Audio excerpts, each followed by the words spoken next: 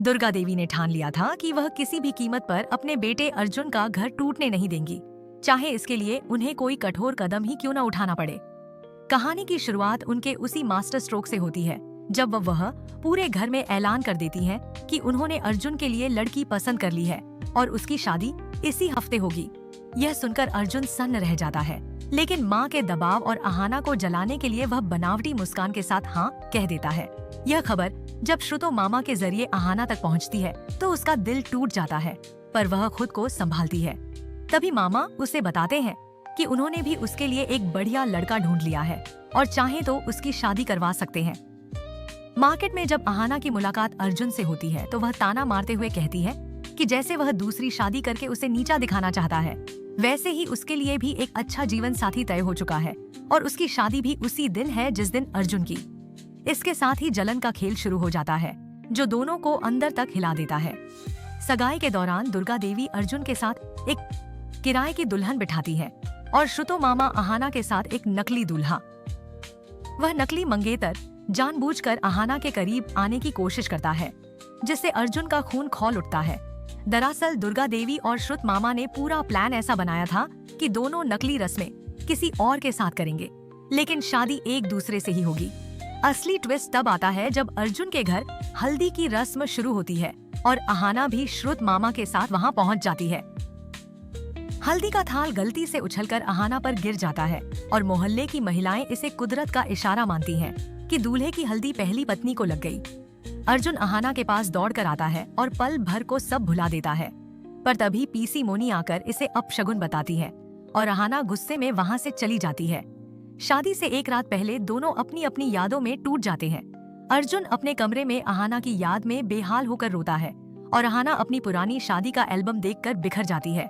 दोनों जानते हैं कि वे एक दूसरे के बिना अधूरे हैं, पर अहंकार उन्हें रोक लेता है। आखिरकार शादी का दिन आता है। दुर्गा देवी चालाकी से दोनों की शादी एक ही मंडप में रखती हैं, तग्गा आप आज सत्य देती हैं, जबकि अर्जुन और अहाना इस सच्चाई से अनजान रहते हैं। अर्जुन उदास मन से दूल्हे की तरह बैठा होता है और सामने लाल जोड़े में बैठी दुल्हन का घूंघट उसे धोखे में रखता है। मंत्र पढ़ते समय उसका दम घुटने लगता है और 7 फेरे लेते हुए उसे अहाना के साथ किए गए वचन याद आने लगते हैं। सिंदूर भरने के समय उसका हाथ कांप उठता है और वह भगवान से प्रार्थना करता है कि उसे इस पाप से बचा ले। जब वह घूंघट उठाता है तो उसके पैरों तले जमीन खिसक जाती है। दुल्हन कोई और नहीं बल्कि अहाना होती है। अहाना भी अर्जुन को देखकर हैरान रह जाती है। तभी पीछे से दुर्गा देवी और श्रुत मामा हंसते हुए बताते हैं कि यह सब उनके प्लान का हिस्सा था। नकली दूल्हा दुल्हन सिर्फ नाटक के कलाकार थे। यह सुनकर अर्जुन खुद को रोक नहीं पाता और सबके सामने अहाना को गले लगाकर फूट फूट कर रो पड़ता है। अहाना भी अपने आंसू रोक नहीं पाती और उसे माफी मांगती है, लेकिन अर्जुन कहता है कि सजा उसे मिलनी चाहिए थी क्योंकि अहाना के बिना वह अधूरा है। दोनों का मिलन देखकर पूरा मंडप भावुक हो उठता है, लेकिन दूर खड़े पीसी मोनी और पोल्टो के चेहरे उतर जाते हैं क्योंकि उनका घर तोड़ने का सपना चकनाचूर हो चुका होता है। अब सवाल यह है कि क्या वे यहीं हार मानेंगे या फिर कोई नई खतरनाक चाल चलेंगे? यह जानने के लिए आगे की कहानी जरूर देखें। अगर चाहें तो मैं इसे और छोटा और नाटकीय या वीडियो नरेशन स्टाइल में भी रीराइट कर सकता हूँ। जरूर, यहाँ उसी कहानी का आगे का हिस्सा एक ही प्रवाहपूर्ण, नाटकीय और साफ सुथरे पैराग्राफ में कंटिन्यू किया गया है। जहाँ पिछली कहानी खत्म हुई थी, वहीं से आगे बढ़ते हुए पीसी मोनी और पोल्टो की हार भले ही मंडप में सबके सामने हो गई हो, लेकिन उनके अंदर की जलन और नफरत अभी खत्म नहीं हुई थी।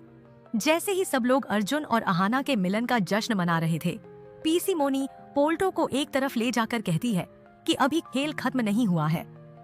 वह साफ शब्दों में कहती है कि दुर्गा देवी जीत जरूर गई है, लेकिन अब उनकी जीत को हराने का वक्त आ गया है। उधर घर में अर्जुन और अहाना की घर वापसी होती है। पूरा परिवार खुशियों में डूबा हुआ है। दुर्गा देवी अहाना को आरती उतारकर घर के अंदर लाती हैं, जैसे पहली बार बहू आई हो। अर्जुन अहाना के हाथ से सूटकेस लेने की कोशिश करता है, पर अहाना शरारत में कहती है कि जब छोड़कर गए थे तब तो नहीं पूछा था, अब क्यों इतने नरम बन रहे हो? यह सुनकर दोनों मुस्कुरा देते हैं। उनके बीच की नाराजगी अब प्यार में बदल चुकी थी। रात को जब दोनों अपने कमरे में जाते हैं तो कमरे की दीवारों, अलमारियों और तकियों तक पर पीसी मोनी द्वारा फैलाई गई पुरानी गलतफहमियों की छाया दिखाई रहती है। दोनों चुपचाप एक दूसरे को देखते हैं और समझ जाते हैं कि आगे का सफर आसान नहीं होगा।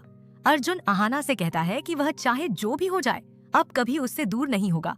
अहाना अपने आंसू पोंछकर उसके कंधे पर सिर रख देती है। वहीं दूसरी तरफ पीसी, मोनी और पोल्टो एक अंधेरी कमरे में बैठे अगली चाल की योजना बना रहे होते हैं। मोनी कहती है कि अगर घर में फूट डालनी है तो सबसे पहले बहू को बदनाम करना पड़ेगा। पोल्टो तुरंत हामी भरता है और कहता है कि वह ऐसा सबूत तैयार करेगा जिससे घर वालों का विश्वास अहाना से उठ जाए। अगले ही दिन घर में एक नया हंगामा खड़ा होता है जब पोल्टो चुपके से एक वीडियो क्लिप फैला देता है जिसमें दिखाया जाता है कि अहाना किसी अनजान लड़के से आधी रात को मिल रही है। पूरी क्लिप एडिटेड होती है पर देखने में असली लगती है। घर के लोग भौंचक के रह जाते हैं। अर्जुन के मन में एक पल को फिर से शक की टीस उठती है, लेकिन इस बार अहाना उसके सामने डटकर खड़ी हो जाती है। वह साफ शब्दों में कहती है, अगर आज भी तुम मुझ पर शक करोगे तो समझ लेना कि हमारा रिश्ता सिर्फ कागज का रह जाएगा। अर्जुन उसका हाथ पकड़कर कहता है कि इस बार वह किसी भी चाल में नहीं फंसने वाला। दोनों मिलकर दुर्गा देवी के पास जाते हैं और पीसी, मोनी और पोल्टो की साजिश के सबूत इकट्ठा करने का फैसला करते हैं। लेकिन जैसे ही वह आगे बढ़ते हैं, मोनी अपना असली दांव खेलती है। वह घर में एक ऐसा राज खोलने की धमकी देती है जिसे सुनकर पूरा